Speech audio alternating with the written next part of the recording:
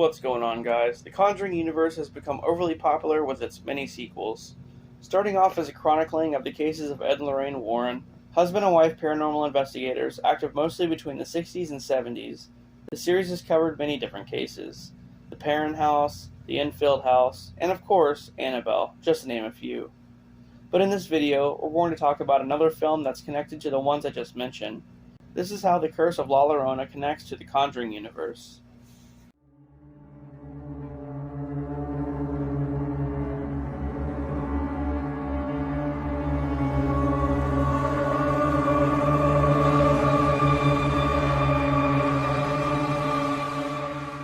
The Conjuring universe has a vast amount of sequels. In order to explain the connection in this video, first we have to talk about the Conjuring films. I'll explain them in timeline order, rather than release date. First, we have Annabelle Creation, which takes place in 1943. After the death of his young daughter Annabelle, a doll maker creates a lifelike doll version of her, which gets possessed, wreaking havoc on a group of young girls from an orphanage.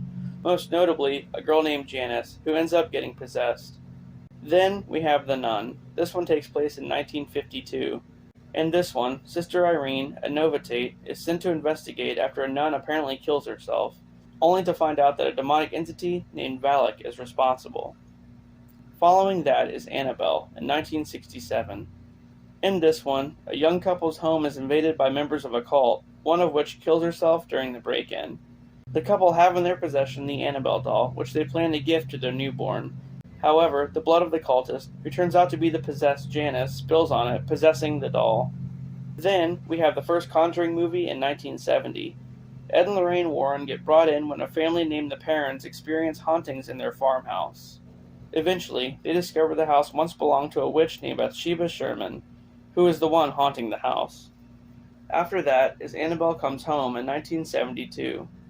After the events of The Conjuring, the Warrens come into contact with the Annabelle doll and lock it away once they notice the evil inside.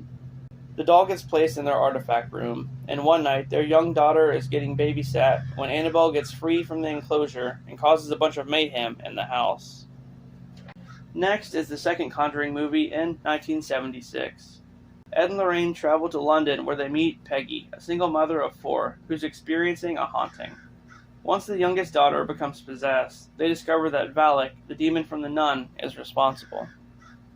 And lastly, the third Conjuring movie in 1980. In this one, the Warrens help a young guy who is accused of murder, but he claims he's possessed. Alright, well, that's a summary of the Conjuring movies. Now, how about La Llorona? Well, in traditional lore, La Llorona, or the Weeping Woman as she's known, existed in 1673 Mexico. A mother drowned her 2 children in a stream because she found out her husband cheated on her, and then she died of a broken heart. She was then doomed to roam the earth as a wandering spirit, crying because of the death of her children. In the film, which takes place in 1973, 100 years later, a social worker named Anna ends up getting targeted by the entity after she deals with a case where the mother of 2 children claimed La Llorona is coming for her children. After that, La Llorona shows up to take Anna's children away.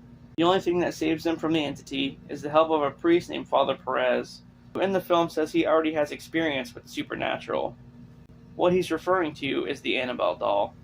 In the Annabelle movie, the young couple contact Father Perez after they realize the doll's possessed. So, there's the connection. Father Perez. He appears in Annabelle and in La Llorona.